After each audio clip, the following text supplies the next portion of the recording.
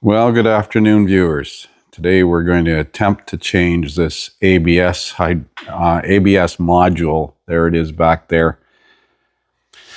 I got two of them. The first one came in about 10 days, but it was broken in shipping.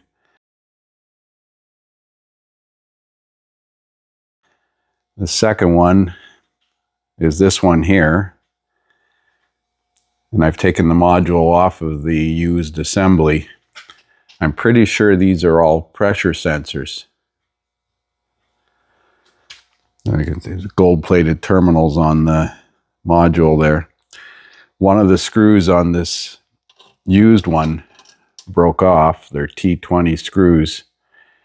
So I'm worried about the screws on this thing breaking off. I'm hoping just to change this electronic part. We're going to do a PMI, programmable module installation, and copy the programming out of the existing module first, and then try and put it into this module. So let's get started.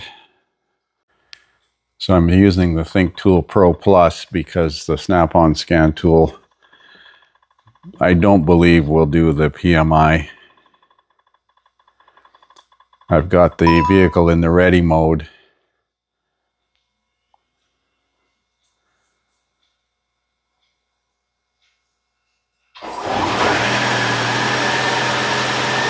That's the thing that's weird about this thing. It'll just randomly start with the hood open. Let's try this again.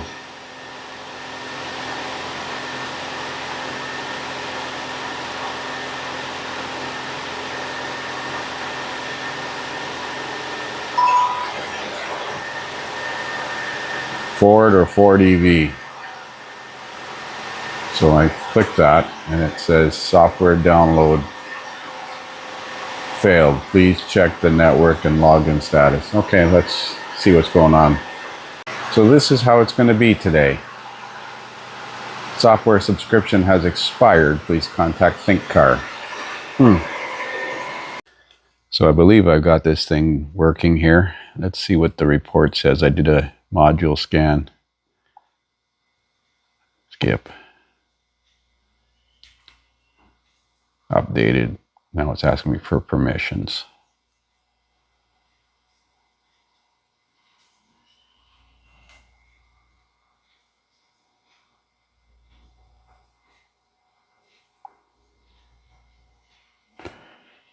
Software is different now.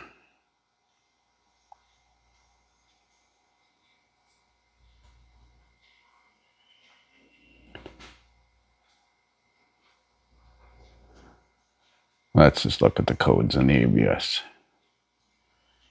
Brake booster solenoid, control module code, traction control.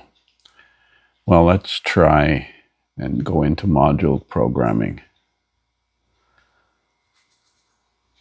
Programmable module installation. ABS. Set is a program to set new module configuration parameters. Please select yes. It's available. Original ABS module is still in the vehicle. Yes. Is the old one that needs to be replaced. Okay. Key on, engine off. Okay. Got to turn the key off.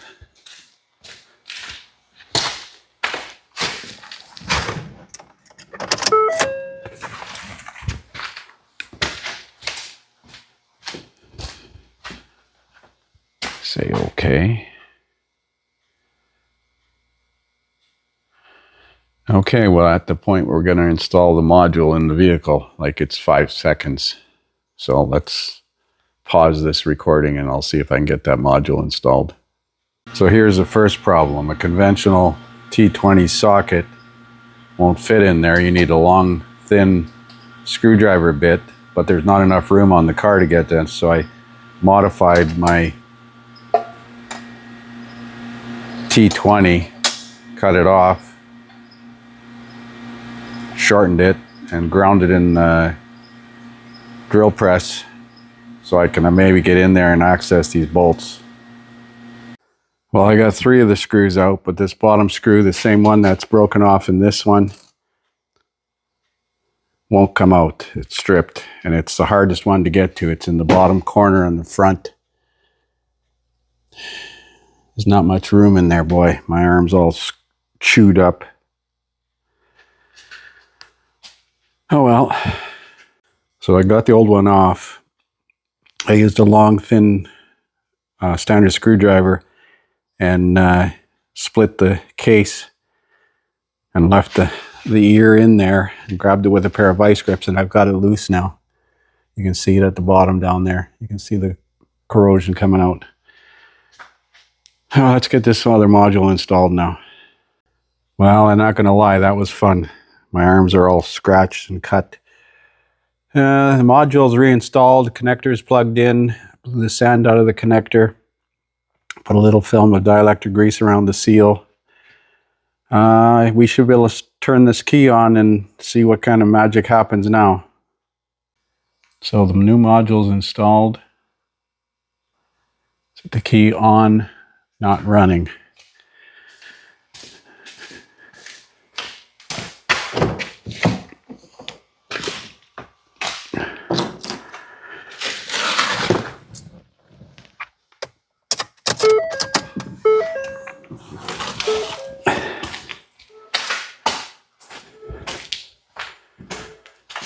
Okay, key is on, engine is off.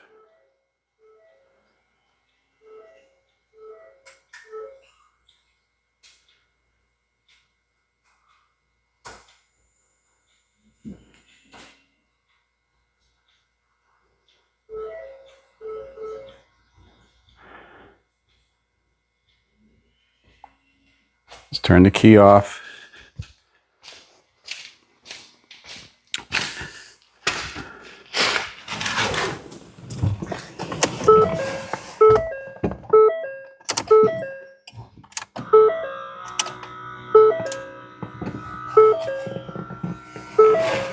Well, the ABS light is still on. So let's see what codes it has to say now. Mind you, there could be some history codes from the previous car.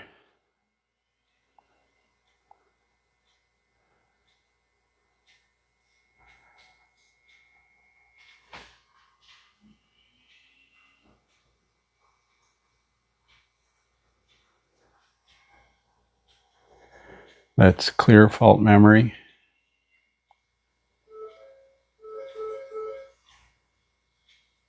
And read fault codes. Let's do a key on engine off self-test.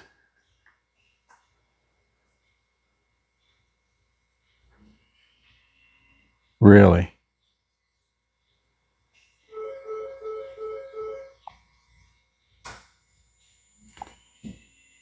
Read continuous memory codes. No DTCs. Well, let's go in the vehicle and see if we got power brakes now.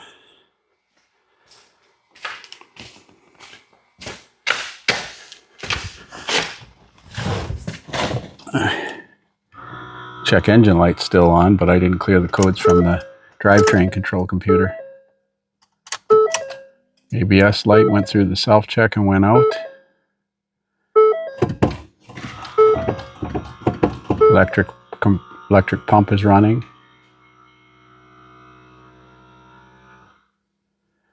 Wow. Well, let's clear the fault codes from the ECM. So we're going to clear all DTCs. That's something in the smart junction box and the PCM. Let's see what we got in the smart junction box. Tire pressure.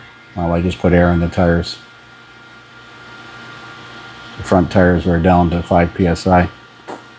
Oops, not what I wanted. What's in the PCM? Readiness monitor is not complete. Yay!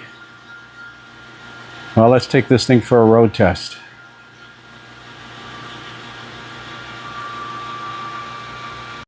Well, I just came back from about a 15-kilometer road test.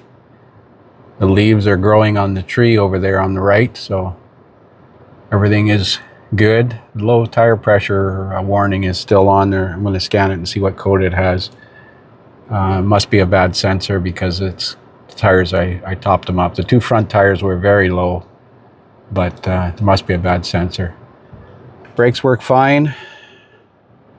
I'll call this one fixed for now until something else fails, I guess.